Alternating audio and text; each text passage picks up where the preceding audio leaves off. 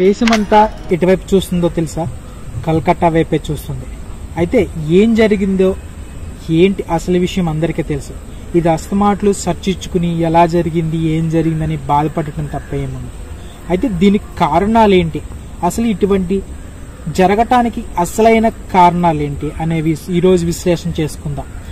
విశ్లేషణకు ముందు అసలు దీనిని గ్యాంగ్ రేప్ అనే చెప్పుకోవాలి. ఎందుకంటే సిమెన్ 150 గ్రామ్స్ ఉందని పోస్ట్ మార్టం రిపోర్ట్లో తేలిపోయింది.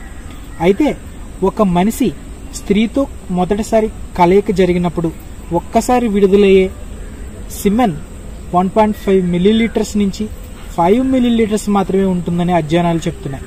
మరైతే 150 గ్రామ్స్ ఎంతమందిది? అందరికీ తెలుసు ఇది గ్యాంగ్ రేప్ జరిగిందని. షేమ్ వెస్ట్ బెంగాల్ ప్రభుత్వం ఆధారాలని దాస్తుంది, వాళ్ళని కాపాడే ప్రయత్నం చేస్తుంది. మమతా బెనర్జీ గారు ఇది మొదటిసారి కాదు నిందితులను కాపాడటం ప్రయత్నం చేయడం, చాలాసార్లు అలాగే జరిగింది. అయితే పోలీసులు వీళ్ళందరూ కూడా కట్టుకథలు చెప్తున్నారు, న్యాయం ఇంకా జరగలేదు. అందరూ దేశ పౌరులందరూ కూడా మౌమితా డాక్టర్ గారికి న్యాయం జరగాలని వీధులపైకి వచ్చి నిరసన తెలుపుతున్నారు.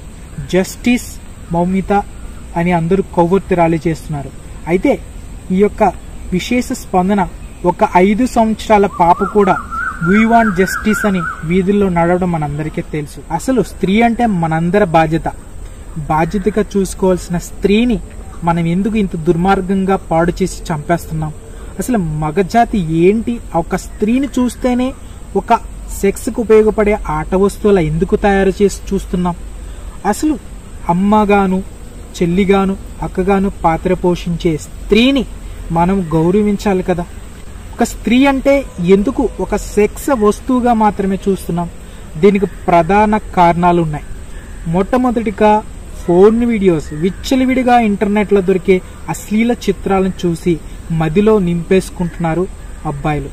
అలాగే ఈ యొక్క ఫోన్ వీడియోస్ కోసం ఎంతో నాశనకరమైన, ఒక్కొక్కరైతే పశువులను పాడు చేయటం, ఒక్కొక్కరైతే మూగజీవాలను సైతం నాశనం చేయటం జరుగుతుంది. ముందుగా మోడీ ప్రభుత్వం 2014 అధికారం రాగానే ఈ యొక్క అశ్లీల చిత్రాలను తొలగించాలని మొట్టమొదటిగా డిమాండ్ చేసి తీసేశారు. మళ్ళీ ఏమైంది? మళ్ళీ యథావిధిగా ఇంటర్నెట్లో ఫోన్ వీడియోస్ దర్శనమిస్తున్నాయి. ఎవరు చూసినా విచ్చలవిడిగా ఫోన్ వీడియోస్ చూసేస్తున్నారు. ఇంకొక దౌర్భాగ్యం ఏంటంటే రీసెంట్గా 24 గంటల్లో ఇంటర్నెట్లో సెర్చ్ చేసింది ఫోన్ వీడియో మౌమితా అనే నేమ్తో సెర్చ్ చేశారు. ఎంత దురదృష్టకరం, మనసులో మనం మనుషులమేనా అని ఆలోచించే స్థితికి వచ్చేసాం. అయితే ఖచ్చితంగా గవర్నమెంట్స్ ఫోన్ వీడియోస్ని బ్యాన్ చేయాలి. మన ఇండియాలో ఎటువంటి ఫోన్ ఓపెన్ కాకుండా ఖచ్చితంగా బ్యాన్ చేసేలా చర్యలు తీసుకోవాలి. 2, ప్రాథమికంగా ఆడపిల్లని చిన్న చూపు మన ఇంటి నుంచే మొదలవుతుంది. మన తల్లితోనే ఆడపిల్లని చిన్న చూపు చూడడం మొదలవుతుంది. ఇంట్లో ఒక అమ్మాయి ఒక అబ్బాయి ఉంటే మొదటి స్థానం అబ్బాయికి ఇవ్వడం మొదలు పెడతాం, అమ్మాయిని రెండో స్థానాన్ని గింటేస్తాం. అదే ఏదైనా తినే వస్తువు ఉంటే మొదట ప్రిపరేషన్ అబ్బాయికే ఇస్తాం, ఏదైనా ముందు స్థానం తల్లి అబ్బాయికే ఇస్తుంది. ఇలా చేయడం వల్ల మనం మొదట ఇంట్లోనే ఆడపిల్లకి చిన్న చూపు మొదలవుతుంది. ఓహో ఆడపిల్ల అనుకుంటుంది నేను తక్కువ, అన్నయ్య కంటే తమ్ముడి కంటే నేను తక్కువ అని చిన్న చూపు మొదలవుతుంది. ఇదే విధంగా అక్కడ ఇద్దరూ సమానమే అని చెప్తే అప్పుడు ఆడపిల్ల పట్ల గౌరవం పెరుగుతుంది. మరీ ముఖ్యంగా చిన్న పిల్లలకి గుడ్ టచ్ బ్యాడ్ టచ్ అని ఆడపిల్లకి నేర్పిస్తున్నాం. అదే అబ్బాయికి కూడా స్త్రీని ఎలా చూడాలి, స్త్రీని ఎక్కడ ముట్టుకోకూడదు, స్త్రీతో ఎలా మాట్లాడాలి, స్త్రీని ఎలా చూడాలని చిన్నప్పటి నుంచే ఎందుకు నేర్పించకూడదు? అయితే ప్రధానంగా దీనంతటికి కారణం మొదటిది సినిమాలు. ఈ యొక్క సినిమాల్లో స్త్రీని ఎప్పుడు కూడా ఆట వస్తువుగానే చూస్తారు. స్త్రీని ఎప్పుడు కూడా ఎవరు చూపించినా ఒక సెక్స్ బొమ్మ వస్తువుగానే చూపిస్తారు. ఈ యొక్క సినిమాలే ప్రజల మీద ప్రభావం పడుతుంది. ఈ యొక్క పిచ్చి సినిమాలు ఎప్పుడు కూడా స్త్రీని ఎప్పుడు ఒక సెక్స్ వస్తువుగానే సినిమాల్లో చూపిస్తారు. ఎక్స్పోజింగ్ ఇప్పించి పిచ్చి పిచ్చిగా చేష్టలు చేపించి డబల్ మీన్ డైలాగులతో ప్రతి ఒక్కరికి ఆడపిల్ల అంటే ఒక సెక్స్ వస్తువుగానే చూపించడం మొదలు పెడుతున్నారు.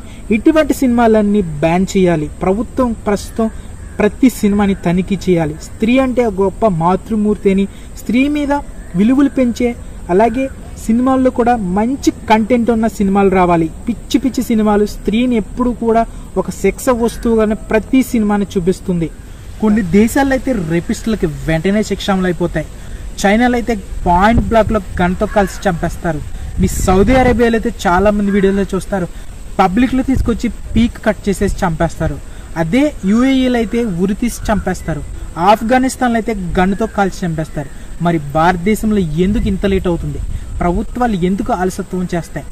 వెంటనే నిందితుల్ని సరైన శిక్షతో శిక్షిస్తే భారతదేశంలో ఇటువంటి జరగకుండా ఉంటాయి. ప్రభుత్వాలు ఖచ్చితంగా కఠిన శిక్షలు తీసుకోవాలి.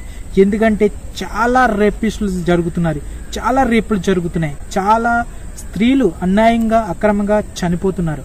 అయితే నిర్భయ 2కి వెంటనే న్యాయం జరగాలని కోరుకుంటున్నాను.